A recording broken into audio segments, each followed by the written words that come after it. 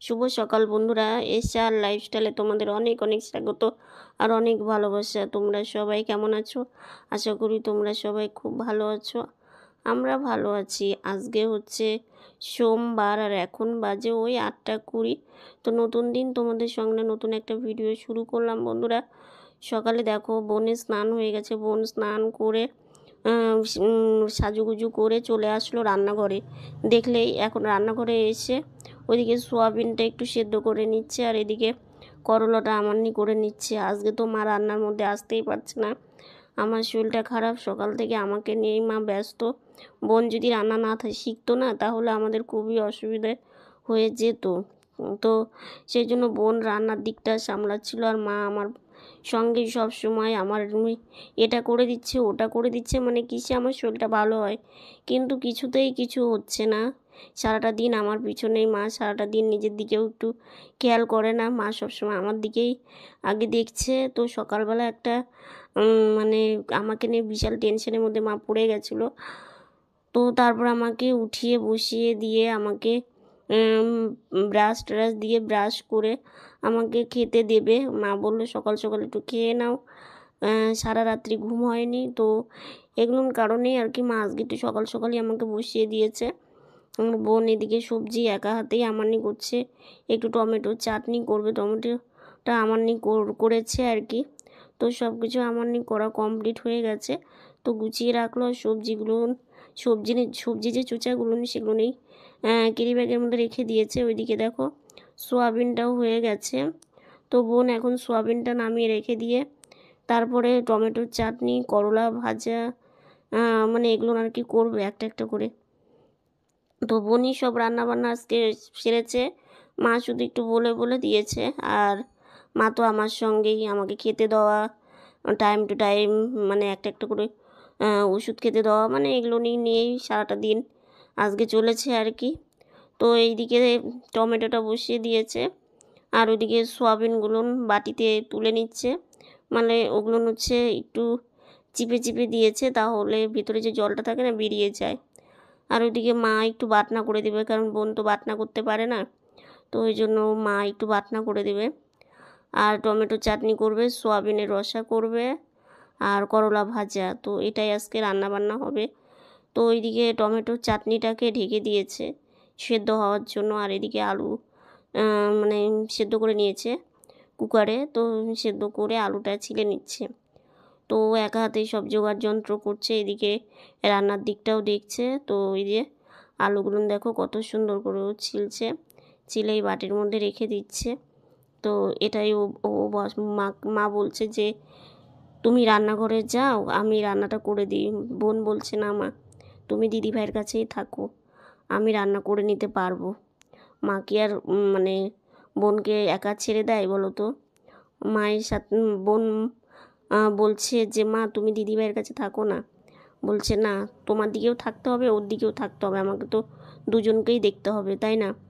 তো ওই জন্য বোনের কাছে এসে মশলাগুলো একটু করে দিবে। আর এদিকে আলু ছিলে কড়াইয়ে দিয়ে দিয়েছে, আলুটা একটু মানে ভাজা ভাজা করবে। তারপরে মা ওইদিকে শিলনোড়াতে মশলাটা করে দিবে। মশলা করে তারপরে মশলাটা দিয়ে আলুর মধ্যে দিয়ে একটু কষিয়ে নেবে। তো কষিয়ে নিয়ে তারপরে সোয়াবিনটা দিয়ে দিবে। তাও তোমরা কেমন আছো? আমি শম্পার মা বলছি।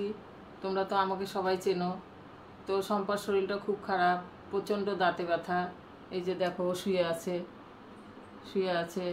তো ওই জন্যে ওর হয়ে আমি তোমাদের সাথে কয়েকটা কথা বলতে এলাম। শরীরটা যদি ভালো হয় বা দাঁতে ব্যথা কমে তাহলে হয়তো বিকেলে তোমাদের সঙ্গে কথা বলবে।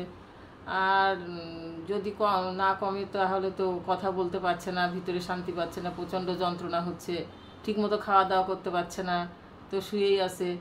আর টুম্পা যাই হোক সকালবেলা তো দেখলাই একটু কাজকর্ম করলো আমার সঙ্গে, এখন তো বাইরে নাই, কাজে বের হয়েছে। তো ও আস্তে আস্তে 5টা বেজে যাবে। তো সেই জন্যে আমি তোমাদের সঙ্গে কথা বলছি। যদি ব্যথাটা কমে যায় তাহলে তোমাদের সঙ্গে কথা বলবে। তোমরা সবাই ভালো থেকো। শরীরটা ভীষণই খারাপ লাগছিল। তো মা বলছে চলো একটু বাইরে থেকে ঘুরে নিয়ে আসি, দেখো শরীরটা ভালো লাগবে। কিন্তু ওই যে কথায় আছে না, শরীর যখন খারাপ লাগে কোথাও গেলেও ভালো লাগে না। তো একটু বেরোলাম। আর আজকে জানো আমাদের পাড়ার ঠাকুর বের করেছে। মানে প্রতি বছরই এই ঠাকুরটা বের হয়। তো আজকে স্নান করাতে নিয়ে যাচ্ছে নদীতে। তো অনেক লোকজন, দেখো বেশ ভালো লাগছিলো। শুভ সন্ধ্যা বন্ধুরা। ভেবেছিলাম তোমাদেরকে অনেকক্ষণ আগেই একটু শুভ সন্ধ্যাটা জানাবো। এখন রাত্রি 8টা বেজে গেছে। তো মানে আমি কাজে গেছিলাম, সেখান থেকে এসে খেতে পারিনি। এসে দেখি দিদিভাই প্রচণ্ড রাতের ব্যথা, সারাদিন শুয়েই ছিল, খাওয়া দাওয়াও করেনি। তো আমি যখন আসি তখন মা জোর করে একটু ভাত চেটকিয়ে জল দিয়ে ওকে খাইয়ে দিয়ে এলো, তখন একটু খেয়েছে। তারপরে সারাদিন হলে শুয়েছিল, কোনো ভিডিও করতে পারিনি। তো শরীরটা এতটাই খারাপ, আজ ডাক্তারের কাছে নিয়ে যাবো। ডাক্তার যে ফোন করেছিলাম, তো ডাক্তার বিকালবেলা বলেছিল, সন্ধ্যাবেলা এই 1 ঘন্টা মতন ছিল, ডাক্তার উঠে চলে গেছে। তো ডাক্তারটাও দেখানো গেল না। দেখি রাত্রে যদি কোনো ওষুধ বাবা ওষুধের দোকানে বলে নিয়ে আসতে পারে, তাহলে পরে খাওয়াবো। দিদিভাই কথা বলবে একটু? আমার যতই শরীর খারাপ হোক না কেন, তোমাদের সামনে এসে আমি কথা বলি, নিজের শরীর খারাপটা মানে চাপিয়ে রেখে। কিন্তু আজকে আর পাচ্ছি না। আজকে সকালে একবার মা এসে আমাকে ডেকে তোলে, মানে আমার মনে নেই, আমি আর মানে সাড়া দিচ্ছিলাম না। তারপরে মা দৌড়ে এসে চোখে মুখে জল দিয়েছে, তারপরে মানে আমি মায়ের ডাকে সাড়া দিয়েছি। মা তো একদম ভয় পেয়ে গেছিলো আমার এই পরিস্থিতি দেখে। এর আগেও আমার এরকম হয়েছিল। কারণ কি বলতো, এই যে মানে শরীরটা খারাপ হলে, এমনিতে তো আমার উইক শরীর, তো একটুতেই আমার সেন্সলেস হয়ে যায়, এটা আমার প্রবলেম আছে। আর কালকে রাত্রে গোটা রাত্রি ঘুমাইনি, সারাটা দিন আজকে কান্না করতে করতে সারাটা দিন গেছে। তারপরে তো কোনো এটা ওটা করছি, কিন্তু কোনো কিছুতেই কিছু হচ্ছে না।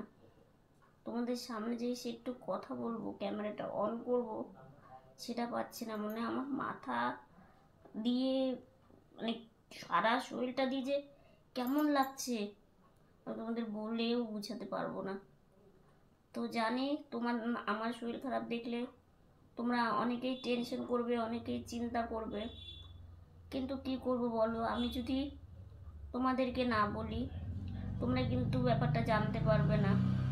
আর তোমরা চিন্তা করবে যে শম্পা তুমি ভিডিও কেন দিলে না, কিংবা তুমি কেন ভিডিও দিলে না। তো তোমরাও একটা অনেকটা টেনশনে থাকবে।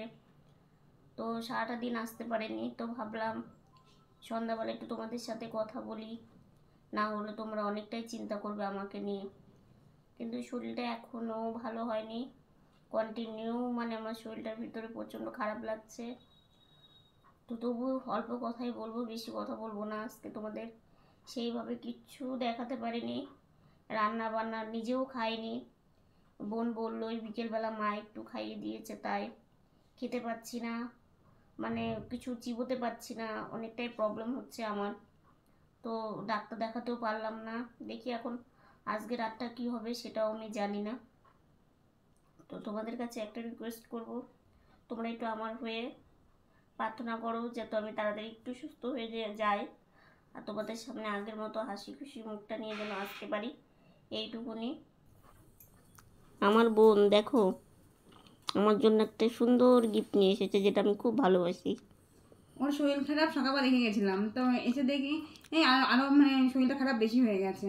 তো আমি যেখানে কাজে যাই সেখানে একটা গাছ দেখতে পেলাম। তো আমি বাবাকে জিজ্ঞাসা করলাম, বাবা এটা কি ফুল? বাবা বুঝতে পারলো না যে কী ফুল। তোমরা কি বুঝতে পারছো এটা কী ফুল? তোমরা যারা জানো আমার কমেন্টে জানিও। তো বাবা বললো কি তাহলে চল একটা ডাল ভেঙে নিয়ে যাই দিদির জন্য। তো দিদিকে দেখাতাম, মা চেনে নাকি, মাকে বলতাম। তো মাকে দেখানোর পরে মা তখন বলছে এটা হলো কামিনী ফুল। আমি জানতাম না এটা কামিনী ফুল, কোনো দেখিনি। এত সুন্দর গন্ধ ফুলটার, মানে একটু সামনে এনে দেখা। এই যে দেখো, তোমরা কে কে কামিনী ফুল দেখেছো আমাকে জানিও। এই ফুলটা খুব সুন্দর, সেন্ট দারুণ লাগে। হ্যাঁ, আমি জানতাম না। ওখানে মানে কেউ যদি বসে থাকে না, এই পাপড়িগুলো না একাই ঝরে ঝরে পড়ে যায়, মানে একটা ডাল টানলেই না সব ফুলগুলো একাই ঝরে ঝরে পড়ে যায়, মানে এত সুন্দর গন্ধ লাগে। আর এটা দিয়ে কি পুজো হয় জানি না, হ্যাঁ পুজো হয়। ফুলটা খুব ছোট ছোট। যেগুলো ঝরে পড়ে যায় বললি না, ওগুলো ধর যে আগের দিনের বা 2-3 দিনের আগের ফুল, বাসি হয়ে যায় যখন, ওখানে মানে ফুল কেউ তোলে না নাকি, অনেক গাছে ফুল তোলে না, তো সেই জন্য খুব গন্ধ, মানে ওই রাস্তাতে গেলে পরে এতটা গন্ধ লাগে। সবাই বলছে এত সুন্দর ফুলের গন্ধ, এত সুন্দর ফুলের গন্ধ। তো বাবা বললো কি নিয়ে যায় বাড়িতে। রামদিদি দেখেছে কিনা সেই জন্য সে আমার বোন আমাকে বলছে দিদি ভাই তোর জন্য একটা গিফট নিয়ে এনে এসেছি। দেখি ওর এত ব্যথা করেছিল, শুয়েছিল, আমি দেখাইনি, পরে তখন দেখালাম, পরে দেখেছি। উম, ও বলছে দিদি ভাই তোর জন্য একটা সুন্দর গিফট নিয়ে এসেছি। আর আমি তো ফুল ভালোই বাসি, তোমরা তো জানোই। এত সুন্দর, এটা আবার ডাল লাগিয়ে দিলে বলে গাছ হয়ে যায়, সেখানে একটা ডাল নিয়ে আসবো, এতটা গন্ধ, এতটা সুন্দর, খুব ভালো লেগেছে আমার। আর ফুলগুলো অনেক সুন্দর দেখতে। এখন একটু কেমন যেন হয়ে গেছে, বোন অনেকক্ষণ আগে এনেছে তো তো একটু কেমন যেন হয়ে গেছে, মানে থোকা টাইপের হয়, তার মধ্যে 4-5টা ফুল হয় আর তার মধ্যে গরম তো ওই জন্যই মনে হয় একদম মানে এগিয়ে নেতিয়ে গেছে আর কি। তো বেশ ভালো লাগলো গিফটটা, থ্যাংক ইউ বোন। আমরা দুটো বোনই তো, দিদি ভাই শরীর খারাপ থাকে না, মনটা আমারও খুব খারাপ লাগে। মানে আমার তো তেমন একটা বান্ধবী নেই, আমার দু বোনের বান্ধবী, মানে যার যখন শরীর খারাপ হয় সে তাকে দেখে, মানে আমরা আনন্দ করি, আমরা গল্প করি, এমনিই আমাদের সঙ্গে মানে জীবনটা এভাবেই অতিবাহিত হয়। তো আজকের ভিডিওটা আর বেশি বড় করছি না, আজকের ভিডিওটা এত পর্যন্তই। যদি ভালো লেগে থাকে like comment share and subscribe করে পাশে থাকা বেল বাটনটা অল করে দিও। তো তোমরা ভালো থেকো, সুস্থ থেকো, সাবধানে থেকো, নতুন ভিডিও নিয়ে খুব তাড়াতাড়ি আসছি। আর তোমরা প্রার্থনা করো ও যেন খুব তাড়াতাড়ি সুস্থ হয়ে যায়। Good night.